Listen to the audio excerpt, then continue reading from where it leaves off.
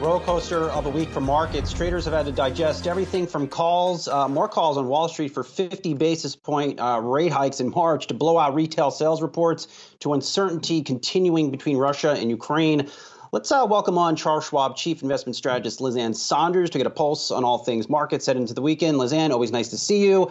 Mentioned in the break that you were on fire again on Twitter with a whole bunch of helpful stock market related charts. One that caught my attention from you was the declining price to sales ratio for the NASDAQ, or in other words, tech stocks getting cheaper. Do you think tech is a place investors should be looking now, or that trade is still off the table given everything we are seeing with more volatility in the markets? I don't think any area in the market, whether it's at the sector level or at the category level, call it, the FANG type stock, should be viewed with a monolithic lens. And I think that's one of the mistakes that investors could make this year, even if monolithic lens was the appropriate way to look at groups of stocks. If you look within tech and you look at the last 3 months or so, and the reason why I use that time frame is it takes you back to the point at which the Fed started tapering its balance sheet. So call that the start point of this move toward policy normalization. Value factors have been dominant performers even within sectors like tech. So you can be a lowercase v value investor and not limit yourself to only the sectors that happen to be housed in the value indexes, like energy or financials or utilities, whatever it is. So I'd say look for value, but that shouldn't limit your search to places only outside of tech. You can apply that to tech, consumer discretionary, communication services. And I think a factor-based approach makes a lot of sense in this kind of market environment. And so, Lizanne, we have been observing lately that we have been seeing just utter disasters of stock reactions to earnings in what feels like an increasing number of cases. So, and it feels like, as Brian and I were just talking about, some of it is lack of patience on the part of investors that with sort of investment cycles by some of these high growth companies. Do you think that is the right way to view that? In other words, do you think people should be coming in here and looking for some of these disasters as potential opportunities? Well, it depends on what the underlying fundamentals are. I wouldn't just try to bottom fish a disaster simply because the stock has gone down a lot.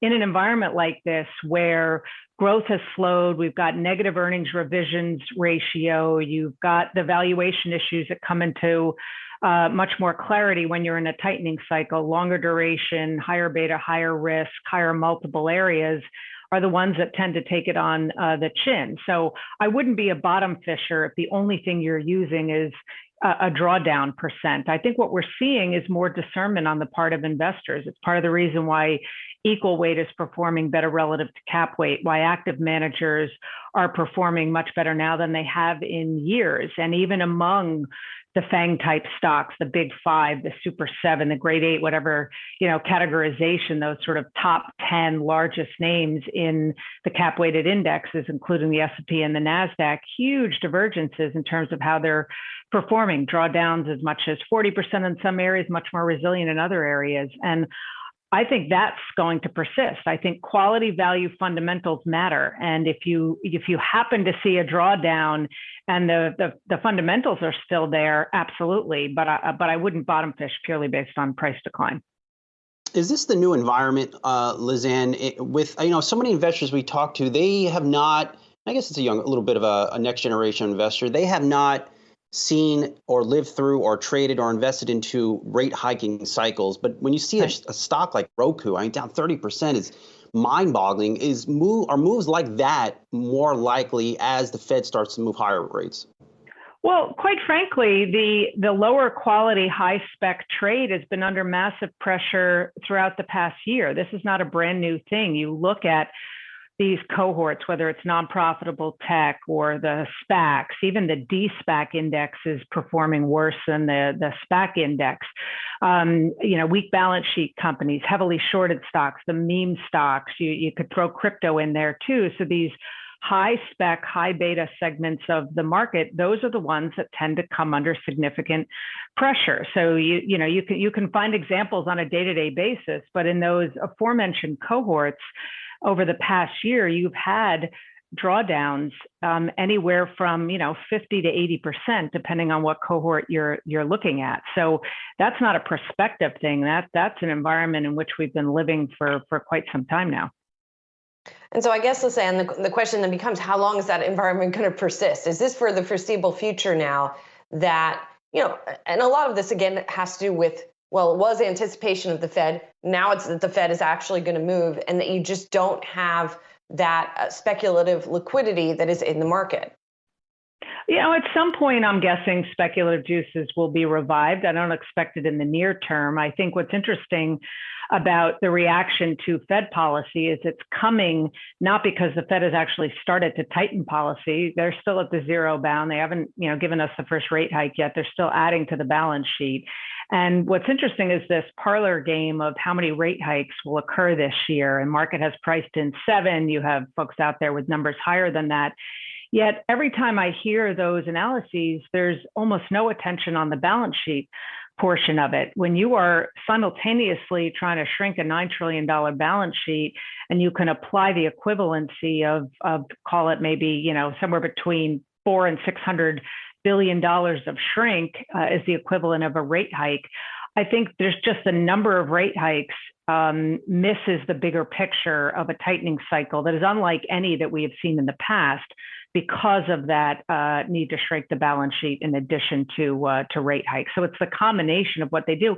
And the fact that unlike in past periods, they're not giving us a playbook. They're not telling us in advance, well, here's what we're thinking in terms of balance sheet shrink, the amount per month. Here's what we're thinking in terms of rate hikes. Data dependency is what they're emphasizing, which means we're all kind of living day to day in terms of what the data is going to look like and ultimately how the Fed has to behave. Lastly, Lisanne, we have, investors are clearly nervous regarding the situation between Russia and Ukraine. What should they be doing right now? If an investor is mostly allocated to stocks here, what should they be doing ahead into the weekend? I don't think there's one answer. I mean, that's a trading question. If given the end of your question, it's into the weekend. And I'm not a trader. The advice I give is not trading oriented. I would say that if you're thinking, if you're thinking in extreme terms, should I get out in advance of a 3-day weekend? I like to always remind investors, if they're thinking about or talking about all or nothing kind of decisions, get in, get out approach. That's not investing. That's just gambling on moments in time. And that's investing should always be a disciplined process over time. I think what is most important probably about the Russia-Ukraine situation is not so much the volatility it's causing on a very near-term basis. We see it pre-market, we see it intraday, but the impact any protracted military event would have on energy markets, an environment where oil prices are already high, natural gas prices have been volatile but high, not so much because of a surge in demand, but because of geopolitics. And we know in the past that surging oil prices, especially in a waning growth environment, alone have caused recessions.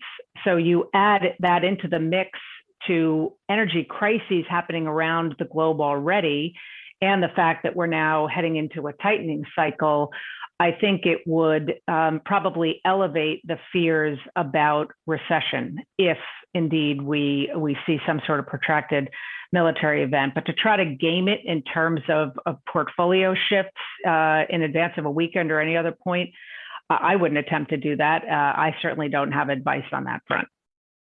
It's always a treat to get some time with you. Charles Schwab, Chief Investment Strategist, Lisanne Sonders. Have a great weekend. We'll talk to you soon.